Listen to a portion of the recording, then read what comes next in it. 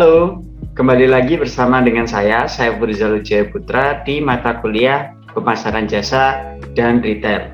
Hari ini kita akan mencoba membahas mengenai service pricing atau cara menghargai atau membeli harga dari suatu jasa dan juga hal-hal apa saja yang akan dibahas di dalam komunikasi jasa. Baik, langsung saja ya. Oke, jadi yang pertama kita akan membahas mengenai service pricing. Apa itu service pricing? Nah, service pricing itu bisa dikatakan sebagai bagaimana strategi dalam memberikan harga ketika kita menjalankan bisnis jasa, seperti itu ya. Nah, apa saja sih critical point-nya? Ada dua. Yang pertama adalah high price versus low price. Nah, ketika kita menggunakan harga yang tinggi dan juga kita menggunakan harga yang rendah, tentunya ini juga berkaitan dengan penawaran dan permintaan di dalam mata kuliah mikro. Mungkin Anda sudah pernah dapat ya. Nah, ketika kita menggunakan high price, otomatis akan membentuk economic effect sisi kedua.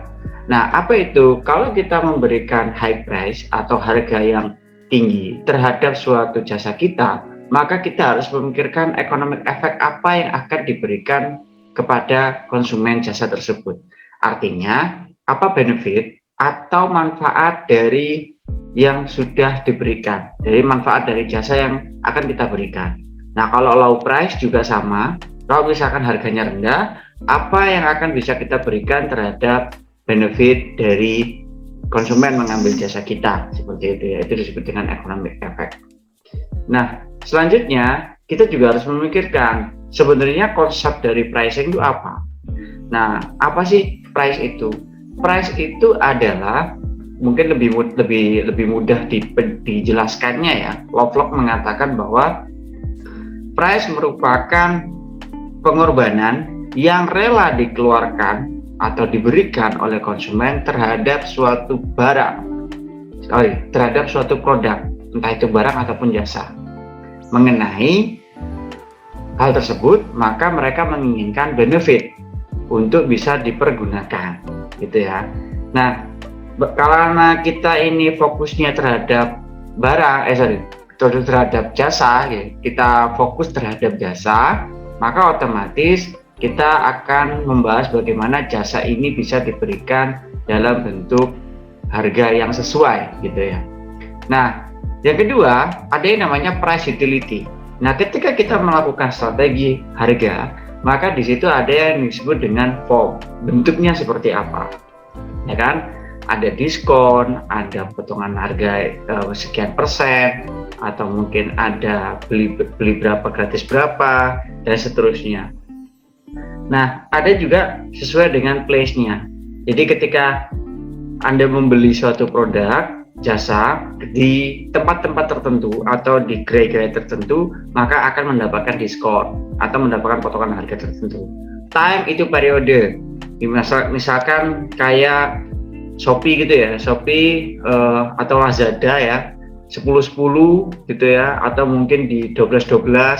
Nah, itu merupakan konsep-konsep strategi dari pricing atau harga. Lalu information or image. Nah, information or image ini juga ada. Lalu ada ownership. Ownership itu kayak membership. Ketika kita punya member ya, atau konsumen mempunyai member dari pelanggan tetap, maka dia akan bisa mendapatkan harga tertentu. Oke, jadi berdasarkan pengertian dari price dan juga pengertian dari price utility, maka kita akan membentuk price form atau bentuk dari harga tersebut. Bagaimana caranya? Oke. Nah, sebelum itu kita juga harus memahami bahwa ada yang namanya pricing strategic dimension, di mana di sini ada yang namanya total customer value dan juga total customer cost. Total customer value adalah benefit yang akan didapatkan oleh konsumen ketika membeli produk kita. Yang pertama adalah image value, lalu ada personal value, ada service value, ada product value. Nah, image value ini adalah bagaimana ketika jasa itu digunakan, maka dia bisa menggambarkan dirinya. Ini seperti kayak personal branding gitu ya. Lalu kalau personal value itu lebih kepada rasa emosionalnya, apakah dia terpuaskan secara emosional atau tidak terhadap jasa yang diberikan.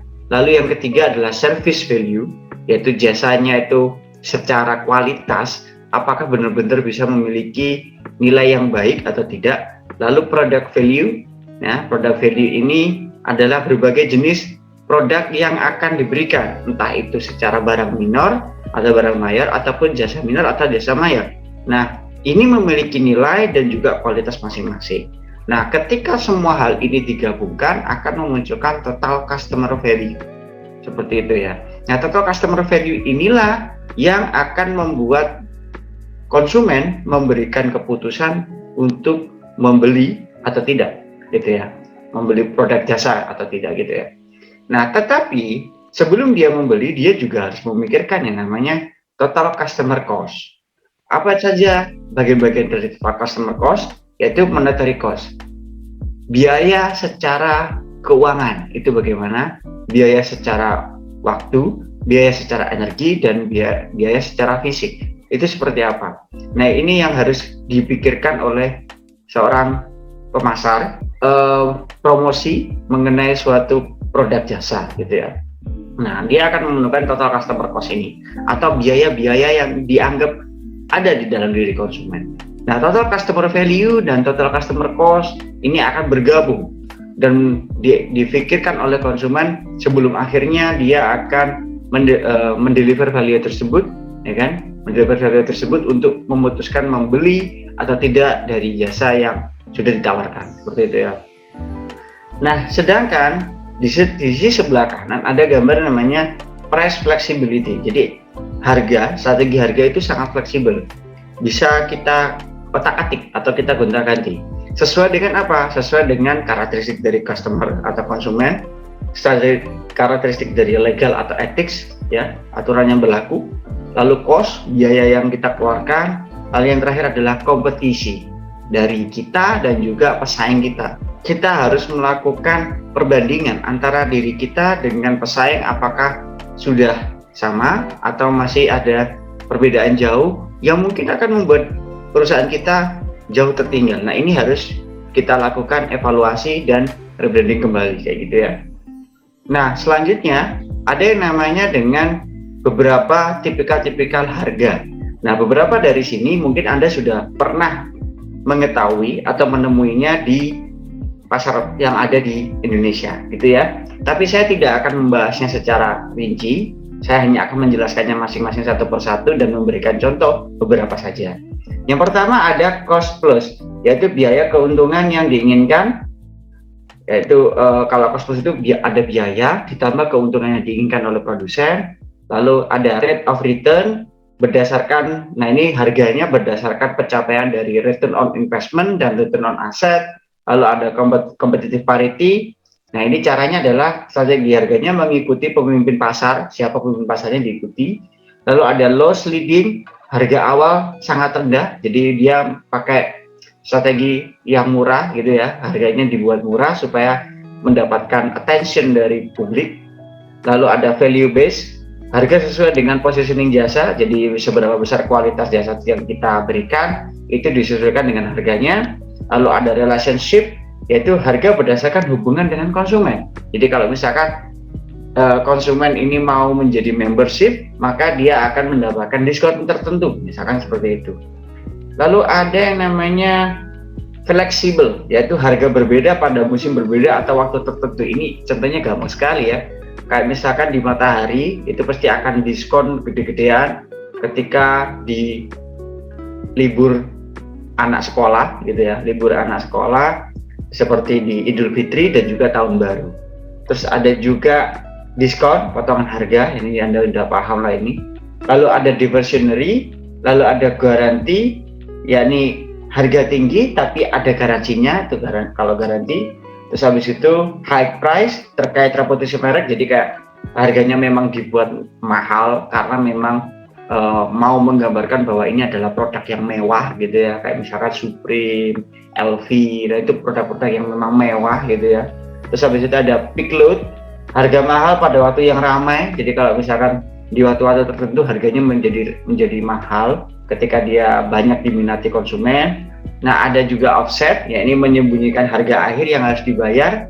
Lalu ada first, mengenakan harga tinggi bagi yang dimungkinkan seperti biaya SPP di PTNBH atau perguruan tinggi negeri berbasis berbadan hukum gitu ya, sama aja.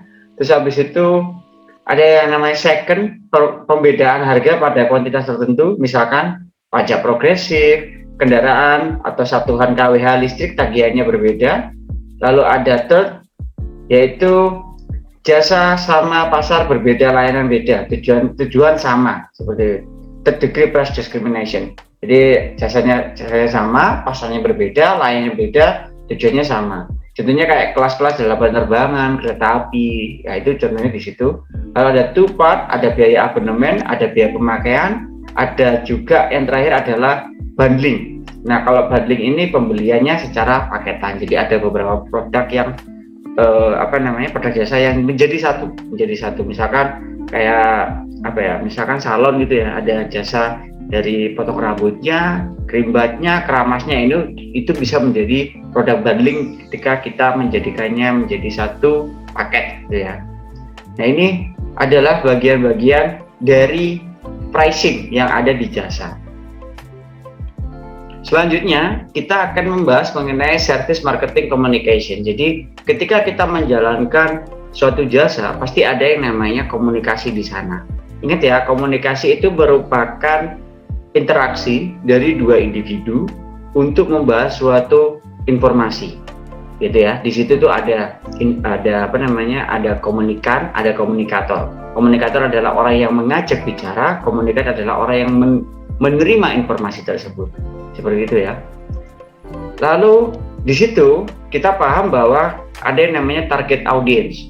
Jadi ketika kita melakukan promosi jasa atau mengkomunikasikan jasa, itu pasti ada yang namanya target audience. Nah, apa saja di situ yang kita harus targetkan gitu ya. Yang pertama adalah prospek. Nah, prospek ini adalah konsumen tentunya ya, konsumen yang potensial ataupun konsumen yang sudah pelanggan, itu merupakan prospek. Lalu adalah user. Nah, user ini adalah konsumen tingkat akhir yang akan menggunakan produk kita. Lalu yaitu yang terakhir adalah employees, yaitu karyawan kita sendiri. Nah, ini yang harus dilakukan. Kenapa kok employees termasuk dari bagian target audience yang ada di jasa? Karena posisinya employee itu tidak akan jauh-jauh dari penggunaan jasa gitu ya. Karena mereka yang akan memberikan jasa kepada konsumennya ya gitu. Berbeda dengan barang, kalau barang kita mungkin akan memberikannya bentuknya sebagai barang, tapi kalau jasa karena dia tidak berbentuk, maka salah satunya adalah wujud fisiknya adalah people, orang-orang yang mendukung dari dari jasa tersebut gitu ya. Selanjutnya, ini adalah bagian-bagian dari tactical service communication objective gitu ya. Nah, di sini ada yang namanya 3-stage model of service consumption. Yang pertama adalah pre-purchase stage, awareness of need. Jadi ketika orang itu akan mau beli menggunakan jasa, dia akan memikirkan pre-purchase. Jadi sebelum dia membeli, dia akan memikirkan apakah dia butuh apa atau tidak dengan produk jasa tersebut. Dia mencari informasinya, mengklarifikasi dia butuh apa tidak, lalu mencari solusinya, mengidentifikasi kalau misalkan ada produk-produk yang lain gitu ya, yang sejenis gitu. Terus yang kedua adalah evaluation of alternative. Nah, barulah dia mengevaluasi alternatifnya yang di setiap produk yang ada. Jadi produknya jenisnya sama tapi mereknya berbeda, dia mencoba untuk membandingkan satu sama lain gitu. Review supplier information, sama aja sih, membandingkan, mencari informasi dari orang lain atau third parties, terus memilih diskusi, terus get advice from third parties, jadi mencari saran gitu ya dari orang-orang lainnya yang sudah menggunakan produk jasa ini, terus habis itu make purchase decision, barulah di situ dia akan memutuskan membeli atau tidak. Nah, tapi selanjutnya ada yang namanya service encounter stage. Nah, ketika dia mau sudah memutuskan untuk membeli, ya, dia pasti ada yang namanya service encounter stage. Di sini ada request service from the chosen supplier or until self service. Jadi dia sudah mulai meminta jasanya akan seperti apa terhadap dirinya. Kan Jasa itu karakteristiknya bisa dimodifikasi ya sesuai dengan permintaan dari konsumen. Lalu ada experience the service encounter, ini merasakan bagaimana pengalaman dalam menggunakan produk tersebut. Lalu ada post encounter stage, ini intinya adalah mengevaluasi gitu ya. Mengevaluasi apakah jasanya itu termasuk sudah memuaskan atau tidak bagi dirinya sendiri, bagi diri konsumen gitu ya. Nah, saya tidak akan menjelaskan semuanya, hanya beberapa saja. Lalu di sini ada common communication objection along the service marketing communication funnel. Jadi dia sudah memikirkan tentang akuisisi, customer acquisition, kayak move customer along the key stage of the sales funnel, build awareness. Dan jadi di sisi ini tuh konsumen sudah memulai untuk bisa mengkomunikasikan apa yang dia sudah ketahui tentang suatu jasa terhadap jasa yang akan diajak berkomunikasi gitu ya. Terus habis itu ada develop, liking, preference, and conviction the service or brand. Nah, ini sudah di tahap dimana dia sudah mencoba untuk memberikan rekomendasi, ini harusnya ganti gini loh, jangan gini loh, Anda harusnya begini loh, begini. Nah, ini merupakan bagian dari konsumen yang mencoba melakukan komunikasi dengan perusahaan tertentu gitu ya. Selanjutnya ada create memorable image. Nah, ini sama aja, stimulate and shift demand to match capacity. Nah, ini bagian-bagian dari komunikasi tersebut.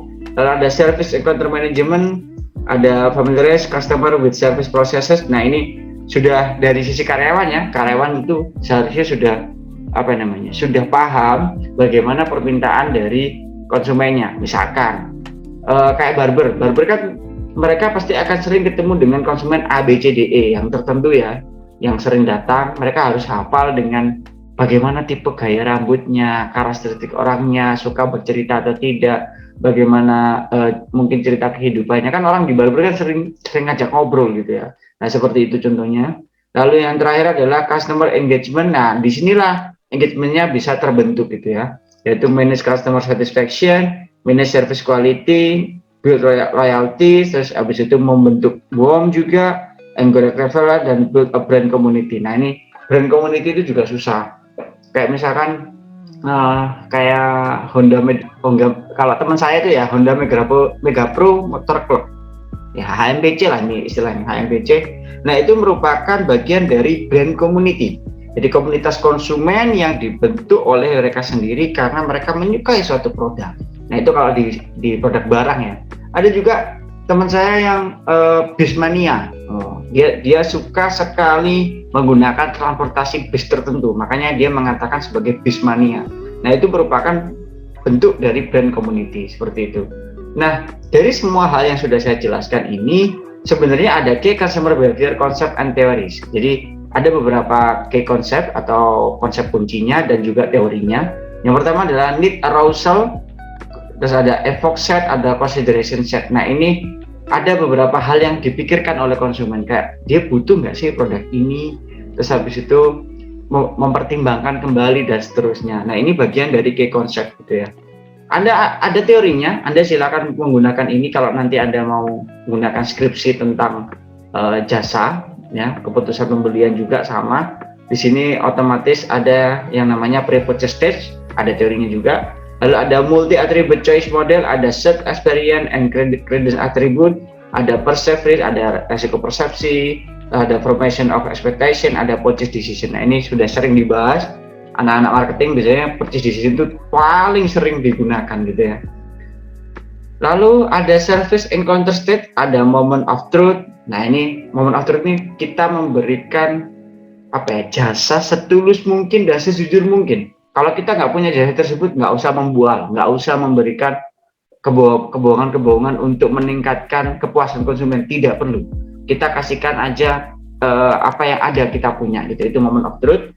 Lalu ada service encounter, bagaimana kita melayani konsumen. Ada serve-action system, bagaimana kita bukan melayani konsumen, sistem untuk pelayanan konsumen gitu ya, kayak prosedur operasional untuk pelayanan konsumen itu bagaimana. Ada theater as metaphor. Nah, theater as metaphor ini kalau Anda baca teori dramaturgi itu menjelaskan bahwa ketika kalau kita kaitkan dengan pemasaran ya, jasa itu merupakan bentuk dari dramaturgi. Kenapa? Di situ tuh ada stage, ada panggung, ada aktornya, ada backstage-nya juga. Nah, di situ tuh posisi apa namanya stage ya, front stage-nya itu atau panggung depannya itu adalah konsumen dan apa namanya service encounter, atau biasanya itu adalah orang yang memberikan service di depan.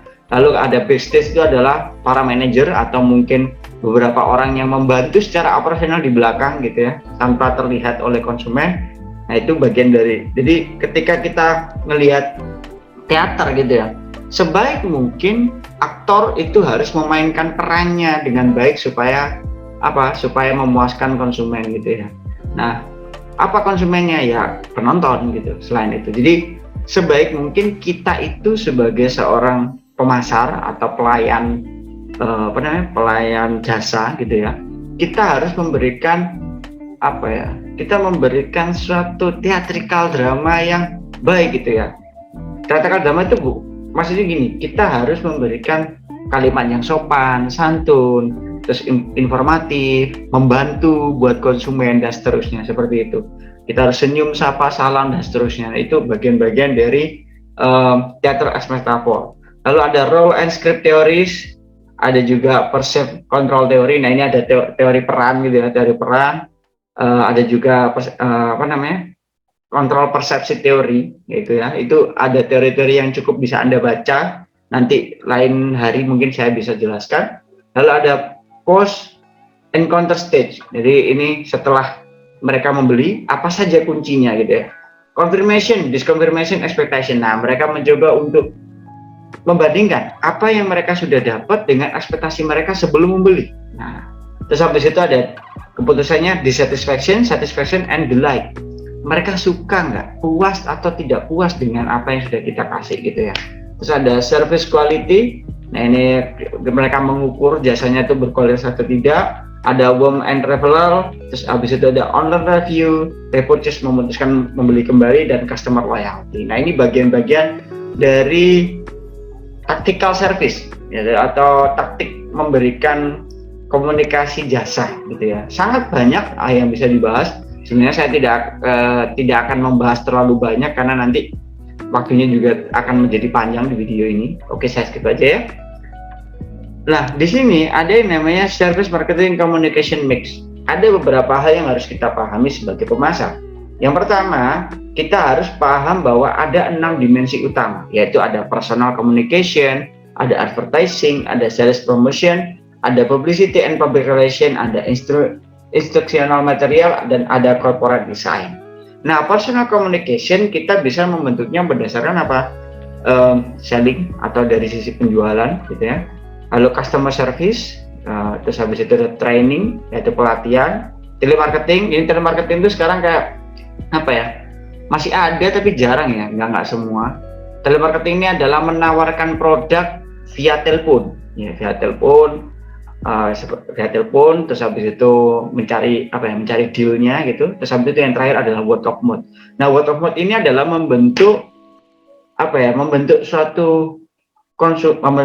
beberapa konsumen untuk bisa menceritakan produk kita dengan baik gitu ya. Maksudnya dengan positif tema yang cukup positif gitu ya, bisa diceritakan pada teman-temannya, dan ini lebih membuat teman-temannya menjadi konsumen potensial kita gitu ya. Lalu ada advertising, kita bisa pakai broadcast, televisi, kita bisa gunakan YouTube kayak gitu ya. Terus habis itu ada print, print ini bisa melalui poster-poster mungkin seperti itu. Terus ada internet juga sama, YouTube, Instagram, Twitter, dan lain sebagainya. Terus ada outdoor ini adalah cara kita mengiklankan jasanya berdasarkan mungkin seperti acara-acara tertentu ya, acara-acara event tertentu yang kita sponsori gitu ya, itu outdoor. Terus ada direct mail ini kita kirimkan pesan melalui email seperti itu. Lalu ada sales promotion. Kalau sales promotion ini ada kita menggunakan sampling, kayak misalkan di di counter-counter tertentu, atau di mall-mall tertentu ada beberapa sales promotion. Nah, dia mau menampilkan contoh di situ. Ada contoh produk, ada kupon yang bisa disediakan, ada sign up rebate. Itu adalah kalau dia mendaftar hari ini atau saat ini di tempat itu juga dia akan mendapatkan potongan harga tertentu. Lalu ada gifts, hadiah. Jadi ada kayak lomba-lomba tertentu yang bisa mendapatkan hadiah. Ada price promotion. Nah, ini sama juga promosi tertentu lainnya yang bisa dibentuk melalui sales promotion gitu ya. Lalu ada publicity and public relation. Nah, publicity and public relation ini kita bisa menggunakan press release atau sharing conference gitu ya, tentang tentang informasi dari produk kita. Terus ada press conference juga, ada special event. Ini special event ini hampir sama dengan yang saya contohkan sebelumnya. Kita bisa memasukkan beberapa produk kita yang mensponsori satu acara tertentu. Misalkan acara acara pameran mobil atau pameran motor baru gitu. Nah, kayak misalkan jasa kayak Gojek, Grab kan juga bisa masuk di situ. Terus ada juga iklan-iklan kalau anak SMA biasanya mau pensi gitu ya. Ada kayak Telkomsel, ada Entry. Nah, itu bagian-bagian dari special event atau sponsorship ya, sama aja, hampir sama. Kalau special event ini dia yang menjalankan sendiri, jadi pihak perusahaan yang membuat event tersebut. Kalau sponsorship itu hanya mensponsori tanpa melakukan tanpa mengikut campuri urusan secara protokoler gitu, dia nggak ikut kalau sponsorship.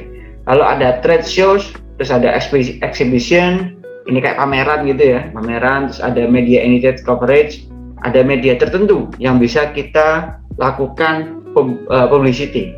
Misalkan kayak influencer, kita gunakan YouTuber, selebgram untuk bisa menjelaskan, mengendorse apa produk kita gitu ya, produk jasa kita itu apa, dijelaskan sama dia, bagaimana direview dan sebagainya. Lalu ada instructional material. Di sini ada website yang harus kita bentuk. Terus ada manual ini adalah prosedur yang bisa kita jelaskan pada konsumen bagaimana gunakan website juga bisa. Lalu ada brosur ya. Terus ada video, audio, kaset. Kalau dulu itu ada ya, kalau sekarang itu mungkin udah menggunakan YouTube lah kebanyakan. Lalu ada software CD-ROM. Ini kalau misalkan bukan aplikasi, produknya itu merupakan produk aplikasi gitu ya, seperti itu. Terus ada voicemail ya, ada voicemail ini ada invoice yang masuk kepada email beberapa orang yang sudah membeli produknya, seperti itu ya.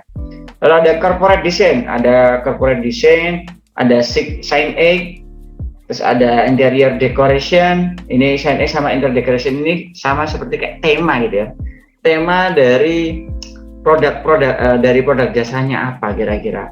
Kayak misalkan kemarin saya contohkan Five Hotel by Aston. Nah, itu kan dia menggunakan tema mayoritas itu adalah pink lava gitu ya, pink lava dan juga abu-abu. Itu merupakan signaturnya mereka dan interior decoration-nya juga. Lalu vehicle itu mungkin beberapa kendaraan yang bisa dipergunakan untuk menunjang jasa tersebut. Lalu ada equipment, alat-alat yang menunjangnya, stationery, terus ada uniform. Kalau uniform ini adalah seragamnya gitu ya. Nah, itu bagian-bagian dari service marketing communication mix yang harus ada gitu ya, ketika kita melakukan promosi dari suatu jasa gitu, seperti itu. Lalu ada communication source. Yang pertama itu tentang marketing communication channel. Nah, ini hampir sama seperti yang sebelumnya saya bahas. Nah, tapi kita harus tahu bahwa ketika kita mengkomunikasikan pemasaran, itu channelnya ada 5. Yang pertama adalah advertising, direct marketing, sales promotion, personal selling, dan juga public relation. Nah, ini adalah pembagian yang hampir sama seperti tadi. Cuma perbedaannya adalah ini dari bukunya Lovelock gitu ya.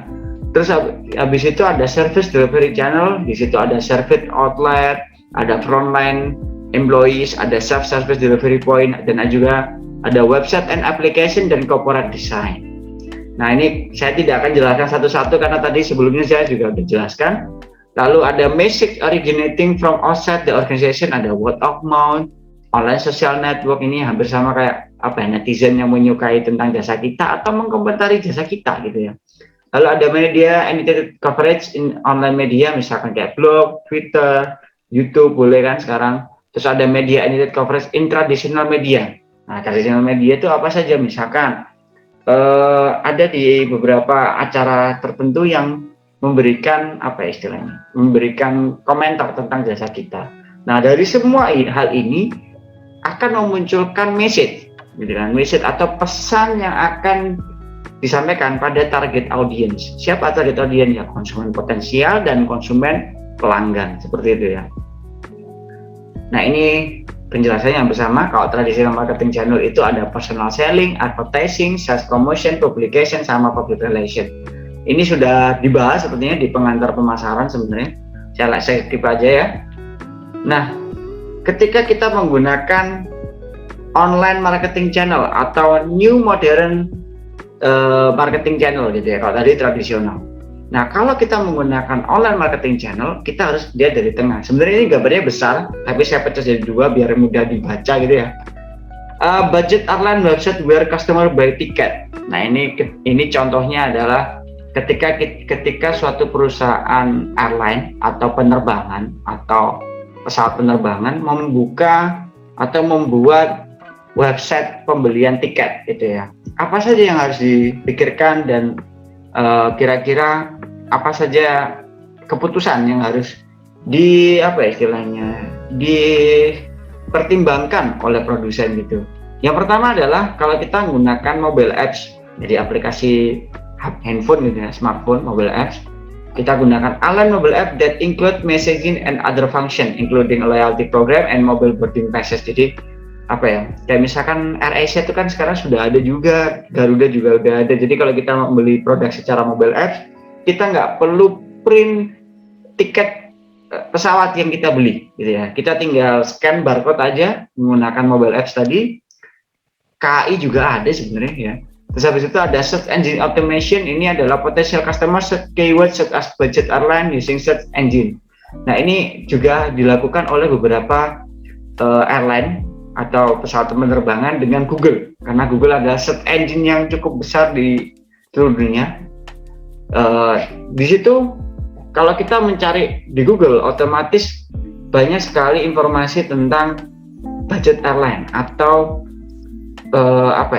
berapa besaran anggaran yang harus kita keluarkan ketika kita ingin menaiki suatu pesawat ke tempat tertentu gitu ya, naik pesawat ke tempat tertentu. Nah, di sana pasti ada harga dan juga kelas dan juga merek gitu ya, merek pesawat gitu. Nah, dari situ otomatis konsumen juga harus diberikan informasi mengenai berapa harganya, bagaimana penerbangannya, sampai jam berapa sampai, di bandara apa saja dia akan berangkat dan seterusnya. Nah, itu yang harus dilakukan oleh budget airline. Jadi ketika perusahaan penerbangan ingin memberikan penganggaran ke arah sana, maka dia harus berhubungan dengan strategi yang dimaksud, kayak misalkan Google Indonesia. Nah, dia juga harus memberikan informasi semua informasinya supaya bisa dimunculkan di desktopnya oleh konsumen gitu ya. Lalu ada offline traditional marketing to drive traffic, advertising in traditional media including TV and print. Nah, ini iklan secara tradisional ya, kita gunakan televisi, kita gunakan print marketing ya, kayak misalkan majalah atau mungkin poster dan sebagainya. Lalu ada click through traffic, yaitu adalah advertising on portal sites such as Yahoo and CNN. Nah, ini click through traffic ini perbedaannya dengan search engine yang tadi. Kalau misalkan click through traffic ini gini, ketika kita mencari informasi tentang suatu penerbangan, maka otomatis akan memunculkan iklan tertentu yang arahnya adalah ke pembelian tiket. Sering nggak? Saya sering soalnya. Misalkan saya searching soal apa ya, katakanlah saya searching di Google KAI gitu ya. Ketika saya buka Twitter, saya buka Instagram, atau saya buka media sosial lainnya, akan muncul iklan-iklan tentang apa namanya, perjalanan gitu ya, entah itu KAI, entah itu bis-bis tertentu, itu pasti akan keluar di situ. Terus ada juga social media and viral marketing. Nah, misalkan significant percent of social networking site, misalkan Facebook, Twitter, LinkedIn, dan blog. Nah, ini kalau social media dan viral marketing ini adalah cara-cara yang cukup umum di tahun-tahun ini ya, dimulai dari tahun 2015 sampai sekarang itu sudah cukup umum, banyak yang menggunakan. Saya tidak perlu menjelaskan. Lalu selanjutnya, ini yang sisi bawah tadi ya, sisi bawah gambarnya, ada yang cross selling, yaitu strategic collaboration that allow referral across firm within airline and car rental firm or music streaming service and cafe chain. Nah, ini adalah cara penjualan, promosi atau komunikasi dari jasa dengan melakukan apa istilahnya, cross selling gitu ya. Jadi dia melakukan penjualan yang ditawarkan melalui media-media lainnya. Misalkan ketika Anda menginap di suatu hotel gitu ya, menginap di suatu hotel. Nah, di hotel tersebut ada seperti televisi yang besar gitu ya.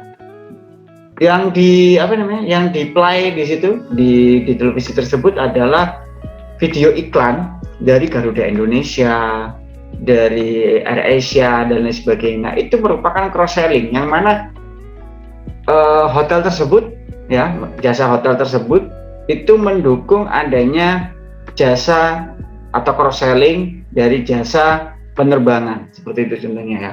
Lalu ada online direct marketing, ini yang langsung ya, kita menggunakan email atau WhatsApp, atau kita menggunakan subscriber to newsletter dan seterusnya. Itu cara-cara yang direct marketing banget. Lalu ada online promotion, ini kita gunakan contest and promotion.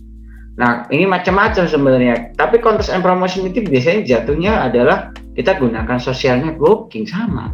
Ya, kita gunakan Twitter, Facebook, LinkedIn, YouTube, gitu. Hal seperti inilah yang akan mendukung dari online promotion, gitu ya. Online promotion sama social media itu hampir sama sebenarnya. Oke, selanjutnya kita harus memahami mengenai word of mouth dan juga electronic word of mouth. Nah, beberapa kali saya membaca artikel jurnal, sebenarnya banyak sekali dilakukan suatu riset yang menunjukkan bahwa word of mouth dari produk jasa itu lebih besar dibandingkan produk barang. Kenapa? Karena ketika produk barang itu memiliki word of mouth sebelumnya ya, saya lupa menjelaskan. Sebelumnya word of mouth itu adalah suatu suatu testimoni gitu, gampangan itu, suatu testimoni dari konsumen dari suatu produk yang mana diceritakan kepada lingkungannya atau kepada lingkungan hidupnya dia, misalkan teman-temannya, keluarganya, tetangganya, dia menceritakan itu. Nah, electronic worm itu fokusnya adalah untuk menceritakan pada media elektronik, gitu ya. Bisa internet, bisa menggunakan blog, YouTube, LinkedIn dan lain sebagainya. Itu cara-caranya ya. Nah, itu disebut dengan electronic worm. Nah, tapi dari worm dan earworm ini juga harus dikendalikan. Kenapa? Karena ada yang namanya positive worm, ada yang namanya negative worm. Positive worm itu mendukung perusahaan untuk mendapatkan image yang bagus. Tapi kalau misalkan negative worm, itu malah justru kebalikannya. Dia akan justru memberikan image buruk gitu ya, image buruk terhadap suatu produk jasa.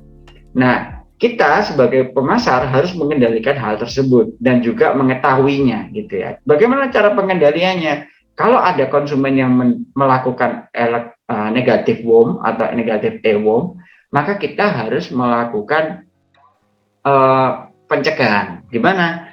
Kita lakukan refixing gitu ya. Kita perbaiki cara dia untuk melakukan worm tersebut. Bagaimana? Kita puaskan dia. Katakanlah dia pernah membeli jasa di kita, maka kita harus bisa melakukan perbaikan. Kenapa kok dia bisa kecewa? Maka kita tawarkan jasa-jasa tertentu lainnya yang mungkin bisa dengan potongan harga atau gratis supaya dia bisa puas gitu ya. Kita membuat atau men-switch dissatisfaction menjadi satisfaction seperti itu ya.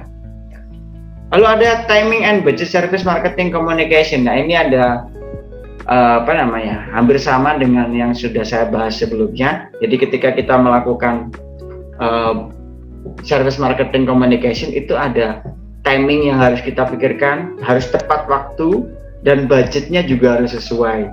Jangan sampai kita mengeluarkan suatu strategi dari komunikasi ini tidak tepat timingnya dan juga tidak tepat budgetingnya, kayak gitu ya. Budgeting ini dalam artian ya apa yang sudah kita pakai ya, anggaran yang sudah kita pakai harus maksimal, ada hitungannya. Baik, mungkin itu saja yang bisa saya sampaikan. Terima kasih atas perhatiannya, semoga apa yang kita pelajari hari ini bermanfaat. Wassalamualaikum warahmatullahi wabarakatuh.